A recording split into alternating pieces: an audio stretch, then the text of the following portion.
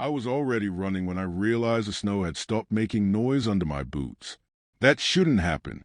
Even in deep snow, there's always a crunch, a drag, some sound to tell you you're still moving forward. But all I could hear was my own breathing tearing out of my chest and the church bells behind me, ringing so hard and so fast they felt like they were rattling my bones instead of the air. "Don't slow down," Daniel shouted. I couldn't see him, but I could hear panic in his voice, raw and cracked. "Whatever you do, don't slow down." I didn't plan to. My legs were boning. My lungs felt like they were ripping open, and the forest ahead of me didn't look the same anymore.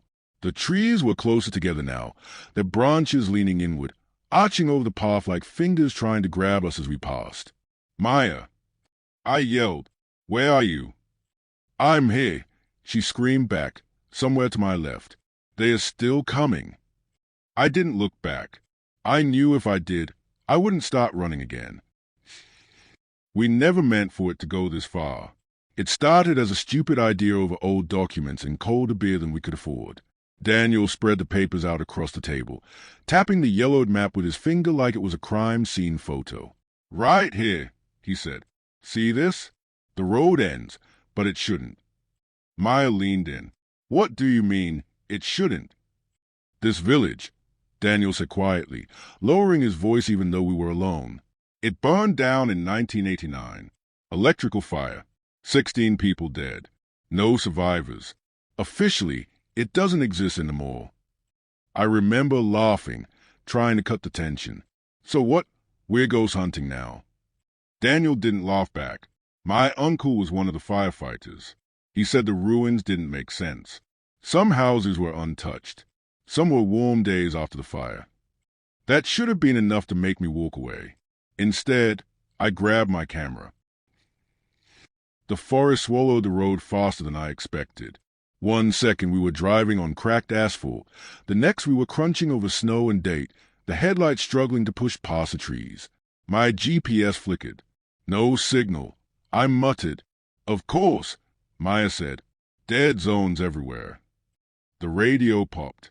Static bled into old Christmas music, warped and thin. "I didn't touch it," Daniel said quickly. "Neither did I." That's when we saw the lights. Soft yellow glows ahead, steady and warm, nothing like the cold blue-white of modern LEDs. They flickered between the trees like they were waiting for us. "No way," Maya whispered. That's impossible." We stepped out of the forest and into the village. Perfect houses. Snow-covered rooftops. Wreaths on every door. Christmas lights strung neatly across the street, humming faintly like they were alive. And people. Real people. A man stepped forward, smiling like he'd been expecting us. "You made it," he said warmly. "You're just in time for Christmas Eve." They welcomed us too easily. Hands reached out to shake ours. Someone pressed a steaming mug into my palms, the heat biting my skin through my gloves. "Careful," a woman said kindly. "It's hot." It was. Too hot. "What year is it?" Daniel asked, his voice sharp, cutting through polite murmurs. The woman's smile didn't drop, but something behind her eyes did. "It's Christmas Eve," she replied. "That's not what he asked," Maya said. "A church bell rang once. Loud. Final. You should come inside," the woman said, stepping back. "You don't want to be out when the bells start." Inside the houses, nothing felt right. The food was hot, but the kitchens were cold. I pressed my hand to a stove. Stone cold. No fire. No power. "There aren't any outlets," Maya whispered. "No wiring." I looked around. There aren't any clocks either. Daniel's jaw tightened. No calendars. No watches. "And no kids," Maya added quietly. "Have you noticed that?" I hadn't until she said it. No children. No elderly. Everyone looked, paused. Somewhere between 30 and 50, like time had skipped over the rest. "Where are your children?" Maya asked a man sitting across from her. He blinked slowly. "They've already stayed." "Stayed where?" He smiled. "Hey." That's when I noticed the shadow was pointing the wrong way. The bells rang again when Daniel walked toward the edge of the village. It wasn't even deliberate. He just drifted, like something was pulling him. The moment his foot crossed the last house, the bells exploded, ringing over and over, violent and angry. People poured out of their homes instantly. "No," someone cried. "Not yet. It's too early." Daniel backed away, hands raised. "I'm sorry. I didn't mean." "Christmas Eve isn't over," the smiling man said calmly. "Where's our car?" I asked. The crowd went silent. Daniel turned toward me slowly. "What do you mean?" I pointed behind us. The road was gone. Just snow. Unbroken. Like we'd never arrived at all. Panic didn't hit all at once. It crept in, slow and poisonous. Maya grabbed my arm later, dragging me into an empty house. "I checked the photos," she whispered. "Every house has them." "So?" "They're different families," she said, eyes wide. "Different names. Same faces." My stomach twisted. What does that mean? "I found one from the 90s, she said. "People who aren't here anymore." "They died." She shook her head slowly. "They stayed." The church basement smelled like dust and plastic.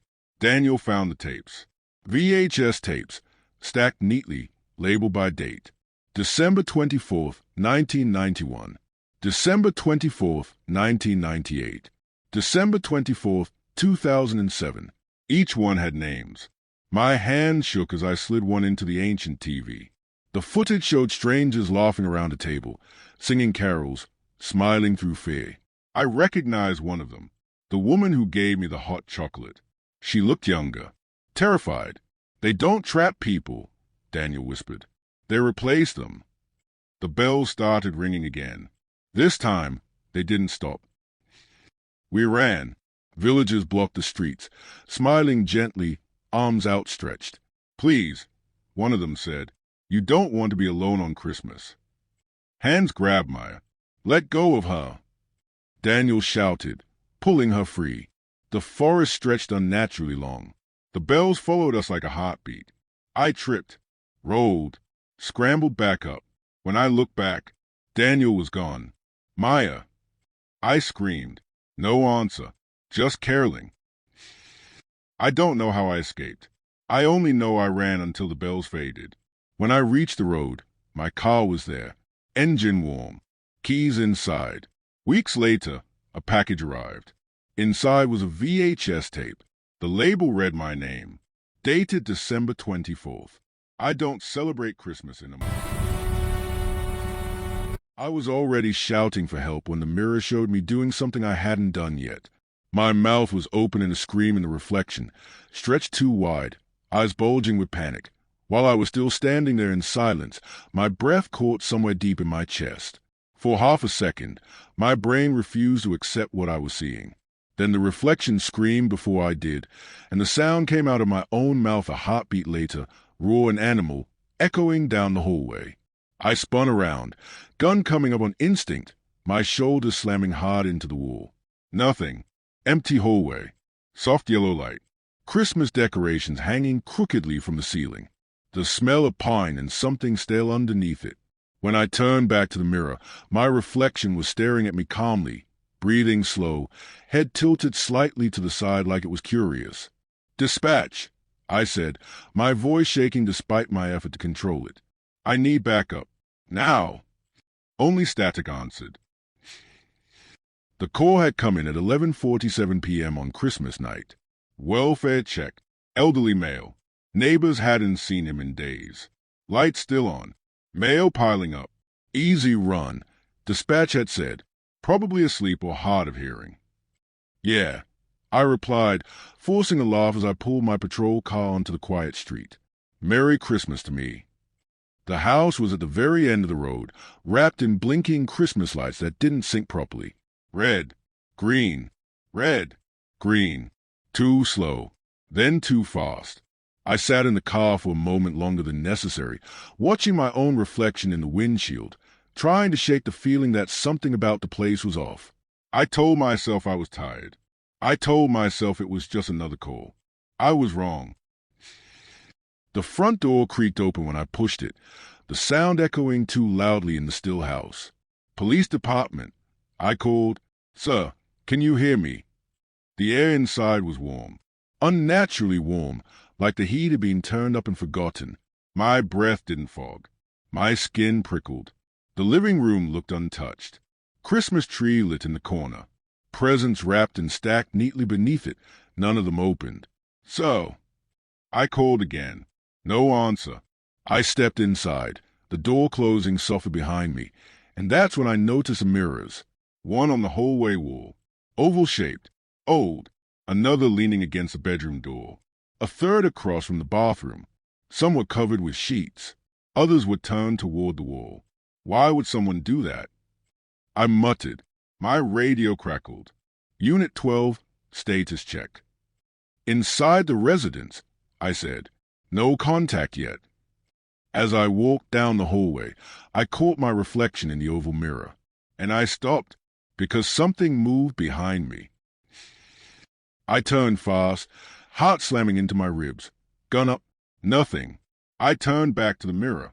The reflection showed the hallway behind me, and at the far end of it, standing perfectly still, was a tall shape, too thin, too dark, its outline barely separated from the shadows. "Okay," I whispered. "Okay." I stepped sideways. The reflection didn't. It stayed frozen, staring straight ahead, like it hadn't noticed me move. My mouth went dry. I waved my left hand slowly. The reflection waved back. Late. A fraction of a second, but enough that my stomach dropped like I'd missed a step on the stairs. "Dispatch," I said quietly. "I may have another individual inside the house." "Copy," she replied. "Proceed with caution." I backed away from the mirror, keeping my eyes locked on it. The reflection kept staring. I moved room to room, heart pounding harder with every step. Every reflective surface made my skin crawl. The bathroom mirror was fogged, though the room was empty. The bedroom dresser mirror was turned face down. Someone had known. I heard breathing. Not mine. Slow. Steady. Right behind me. I spun around again. Gun raised. Finger tight on the trigger. Empty room. But in the dark TV screen across from me, I could see my reflection, and someone standing inches from my back. I screamed and stumbled forward, crashing into the coffee table. My gun skidded across the floor, clattering loudly. When I looked again, the reflection showed only me. "Dispatch!" I shouted, scrambling to my feet. "It's right behind me." There was a long pause. "Officer," Dispatch said carefully, "there is no one else on your body cam." "What do you mean?" I snapped. "You're seeing what I'm seeing, right?" Another pause. Longer this time. "There's a delay," she said. "About 1 second." My blood ran cold. I stood in front of the hallway mirror again, unable to stop myself. My reflection stayed back. I lifted my hand. It stayed down. Then, slowly, it raised its own. I stepped back. The reflection didn't. It took a step forward instead, closing the distance between us until its face was pressed right up against the glass. Its eyes were mine. Its smile was not. "What do you want?" I whispered. The reflection's lips moved without sound. "Don't turn around." I felt tears sting my eyes. "What are you?" The reflection's smile widened, stretching too far, like it didn't understand the limits of a human face. Then the mirror rippled, and the reflection stepped out. I ran. The body cam footage shows me sprinting down the hallway, slamming into walls, gasping and crying like a child. "It's copying me!" I screamed into the radio. "It's learning me!" "Officer," Dispatch shouted, panic breaking through a professional tone, "cover all mirrors and reflective surfaces." "I can't." I yelled back, "It's already here." The bathroom door slammed shut behind me. I locked it, pressing my back against it, shaking so badly my knees threatened to give out. The mirror above the sink fogged instantly. A handprint appeared from the inside. Not mine. The fingers were too long. "No, no, no," I sobbed. "Please." The fog cleared. My reflection stared back at me, calm, composed. It lifted a finger and tapped the glass. Once, twice, then the glass cracked. I don't remember opening the bathroom door. The next thing I remember, I was outside, snow biting into my face, sucking in air like I'd been underwater too long. I staggered toward my patrol car, hands numb, vision tunneling. I looked at the car window and froze. The reflection showed me still inside the house, standing in the hallway, watching. "Dispatch," I whispered. "I think it's switching." "What do you mean?" she asked. Before I could answer, the reflection outside the car smiled and stepped closer. The body cam footage cuts out for 11 seconds. When it comes back, the camera is on the ground, tilted toward the car door. All you can see is my reflection in the glass. It tilts its head and blinks. Late. The official report says I resigned 2 days later. That's a lie. They removed every mirror from the station within a month, covered windows, replaced glass doors with metal. They said it was a coincidence. They said the footage malfunctioned. But last week, someone sent me a copy of the bodycam video. At the very end, after the timestamp freezes, the reflection looks straight into the camera and smiles. It doesn't need the camera anymore. And if you're listening to this, it might already know what you look like.